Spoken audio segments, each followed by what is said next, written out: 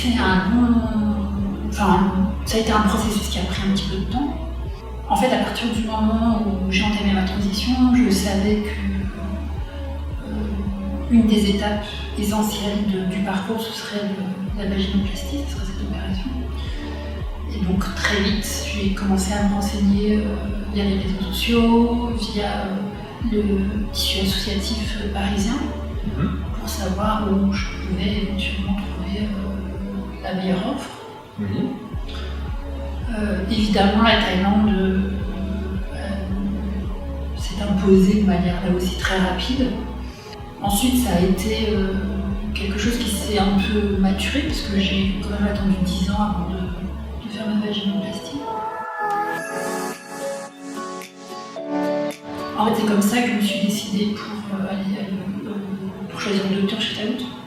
Ça a été vraiment d'abord les témoignages de personnes proches qui elles-mêmes avaient été opérées, et puis le témoignage aussi que j'avais pu voir sur les forums dédiés. J'ai pu constater qu'en fait les patientes du docteur chez Taout étaient souvent bien plus généreuses en émotion que les patientes d'autres chirurgiens, notamment en Thaïlande. Et ça, c'est quelque chose qui m'a paru vraiment essentiel, la manière dont il y avait une forme de générosité dans le témoignage de celles qui avaient été opérées par le docteur chez Taout. Et puis voilà, puis je vous dis encore une fois, il y a quelques amis proches qui étaient venus ici auparavant, et leurs témoignages, leur expérience qu'elles ont partagée aussi dans la proximité, ça m'a vraiment décidé.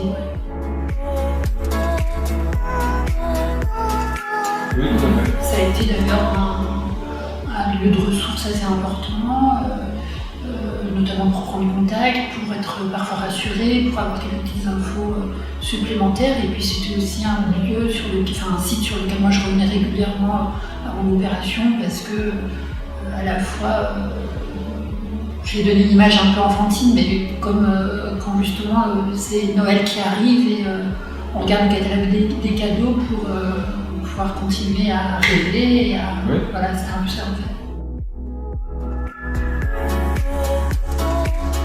Vraiment essentiellement, ça a été ce que je vous disais tout à l'heure, ça a été la manière dont les témoignages, que ce soit des témoignages écrits ou que ce soit des témoignages oraux, la manière dont pour moi ils étaient chargés d'une forme de générosité, de quelque chose aussi d'un peu, j'essaie de trouver le bon mot, mais d'un peu pas coquin, mais de malin, voilà. Il y avait quelque chose qui me semblait promettre, il y avait déjà du plaisir en fait, voilà. C'est, pour le dire plus rapidement, ce qui m'a vraiment, le déclencheur, c'était qu'à chaque fois il y avait quelque chose qui était dans des formes de générosité et aussi dans des formes de plaisir qui se sentaient dans ce que moi que je percevais dans la façon dont les témoignages étaient formulés.